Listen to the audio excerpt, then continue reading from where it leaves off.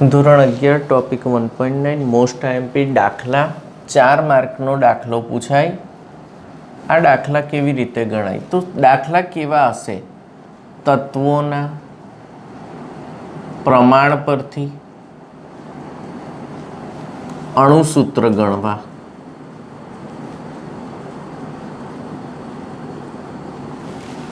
તત્વોના પ્રમાણ પરથી અણુસૂત્ર ગણવા। તો શરૂ કરીએ આપણે। તમને રકમ આપી છે, એક સંયોજનમાં 68.85% કાર્બન અને 4.92% હાઇડ્રોજન છે।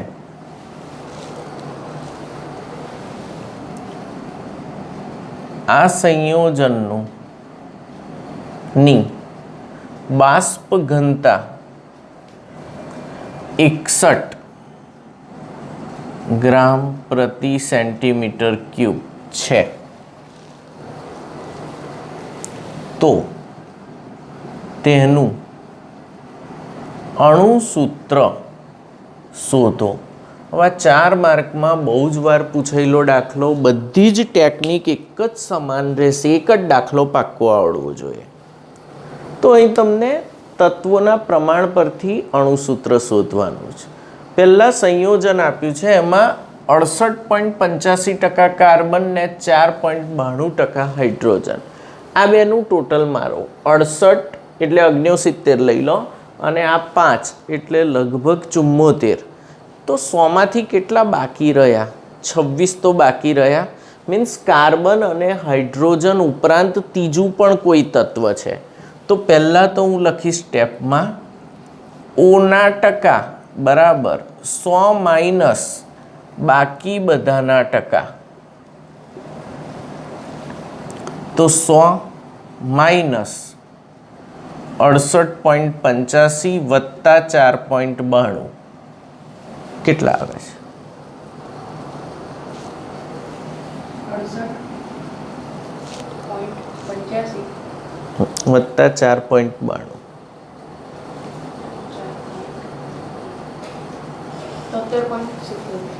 100માંથી બાદ કર, માઇનસ 100।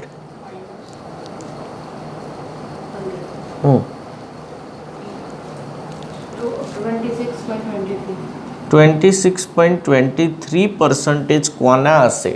ઓક્સિજન। જે જગ્યાએ કોઈ જ ના હોય ત્યાં ઓક્સિજન તો હોય જ, વાતાવરણમાંથી મિક્સ થઈ જાય, ઓક્સાઇડ બનાવી દે। તો આ એક પહેલું શોધી કાઢ્યું તમે। હવે તમારે એક ટેબલ બનાવવું પડશે। ટેબલ કેવી રીતનું? તત્વ કયા કયા છે? સી, એચ અને ઓ। ટકા વેઇટ એટલે વજનથી ટકા। ચલો, કાર્બનના કેટલા આપ્યા છે? 68.85, હાઇડ્રોજનના 4.92, ઓક્સિજનના 26.23। પરમાણુ ભાર, ચલો, કાર્બનનો કેટલો? 12, હાઇડ્રોજનનો 1, ઓક્સિજનનો 16। તો અહીં તમને શું મળશે? મોલ। અહીં શું મળશે? મોલ। મોલ એટલે વજન ભાગ્યા ભાર ઇઝ ઇક્વલ ટુ ટકા વજનથી ભાગ્યા ભાર। તો 68.85 ભાગ્યા 12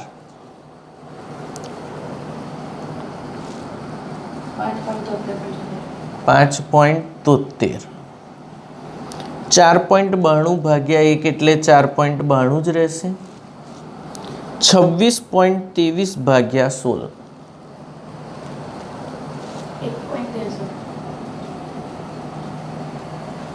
હવે સાદો ગુણોત્તર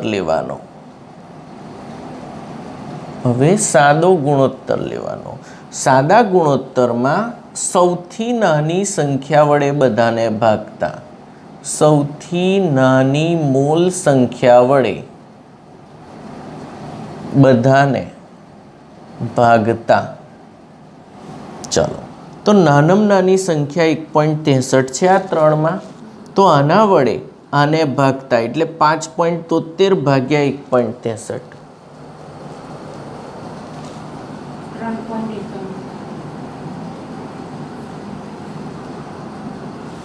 એટલે અહીં હું આ રીતે લખીશ 5.73 ભાગ્યા 1.63 3. ચલો 4.92 ભાગ્યા 1.63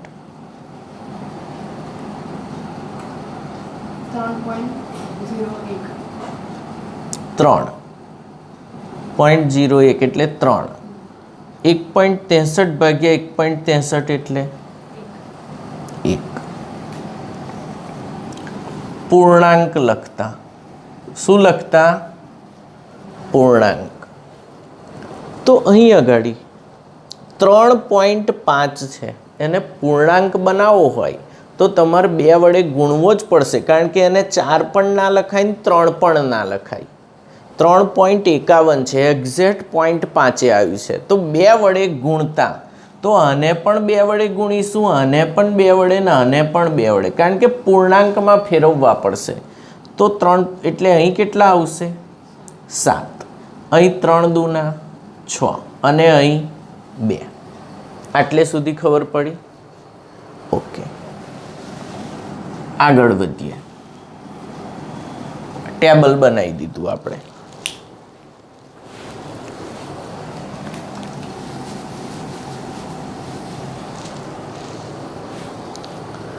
હવે સંયોજનનું પ્રમાણસૂચક સૂત્ર કયું થશે? C7.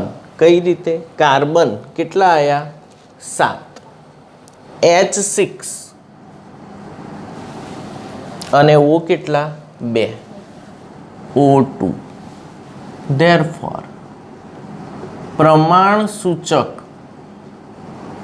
સૂત્રભાર ઇઝ ઇક્વલ ટુ 12 ગુણ્યા 7 84 વત્તા આના 6 વત્તા આના 16 દૂના 32 122 ગ્રામ પ્રતિ સૂત્ર.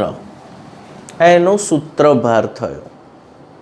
પેલું પ્રમાણસૂચક સૂત્ર મળ્યું.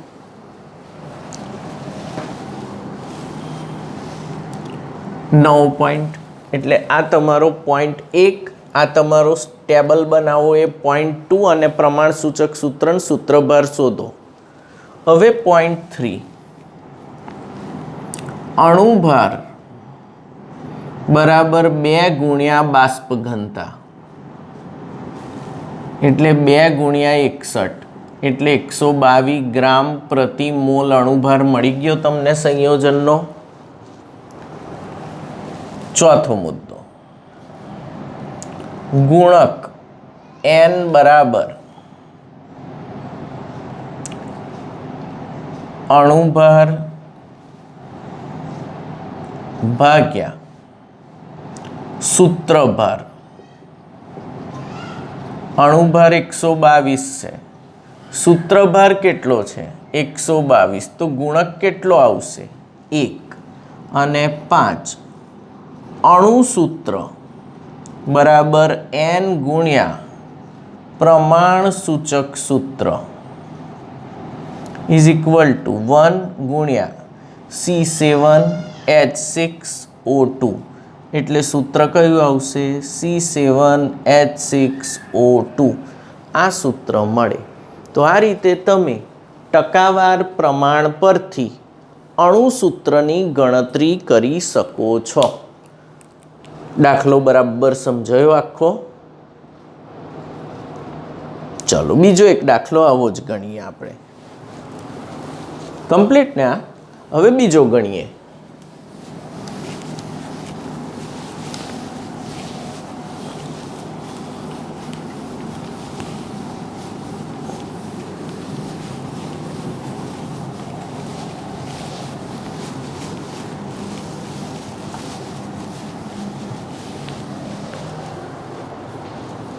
પેલી ચોપડી આપો. ચોપડીનો એક ગણાવું.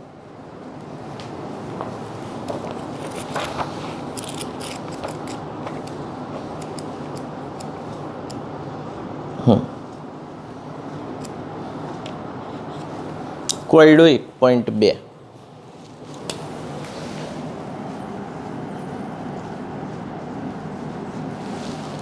શું આપ્યું છે? હાઇડ્રોજન, કાર્બન અને ક્લોરીન.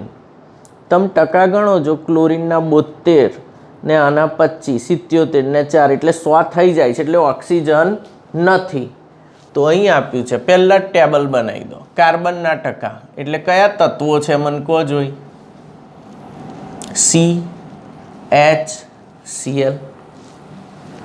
ટકા વજનથી કેટલા આપ્યા છે? કાર્બનના 24.47, હાઇડ્રોજન 4.07, ક્લોરીન 71.65. ચાલો આ બે પછી શું આવે? પરમાણુ ભાર. કાર્બનનો 12, હાઇડ્રોજનનો 1 ને ક્લોરીનનો 35.5. અહીં આવશે મોલ. મોલ એટલે ટકા ભાગ્યા પરમાણુ ભાર. ચાલો આના ભાગ્યા આ કરો. 24.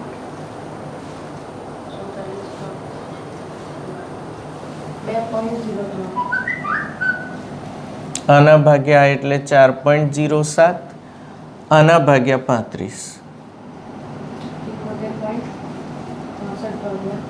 35.5.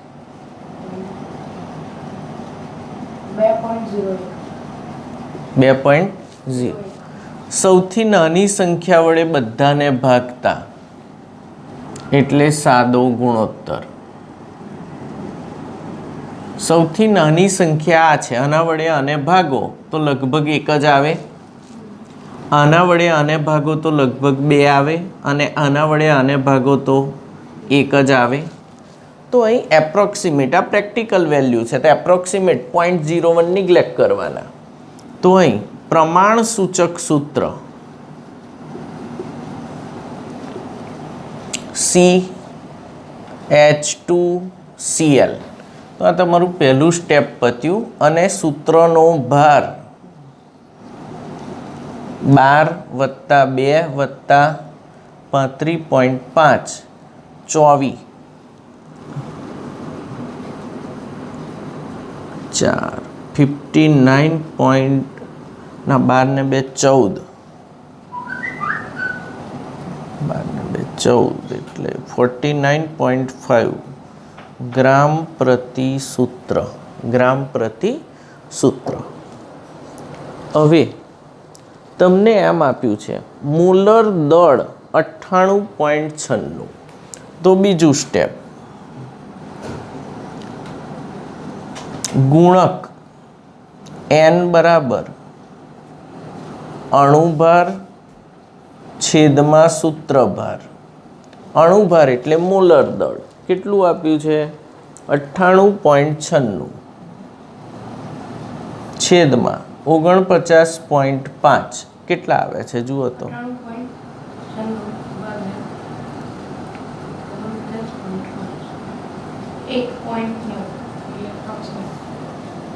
1.99 એટલે લગભગ ઇક્વલ ટુ 2 થઈ જાય. આગળ વધીએ. ત્રીજું સ્ટેપ, અણુસૂત્ર બરાબર n ગુણ્યા પ્રમાણ સૂચક સૂત્ર. n કેટલા? 2. પ્રમાણ સૂચક સૂત્ર CH2Cl. તો અણુસૂત્ર થશે C2H4Cl2. અણુસૂત્ર થશે C2H4Cl2. આ દાખલો 3 જ સ્ટેપનો થયો, આની આગળ ગણ્યો એ 5 સ્ટેપનો હતો, એ અઘરો હતો અને મેં સારી રીતે સમજાવ્યો. આ પણ પૂછાય. આ કેટલા માર્કમાં પૂછાય? 3. પેલો 4 માર્કનો પૂછાય. 2 દાખલા સરસ સમજાયા.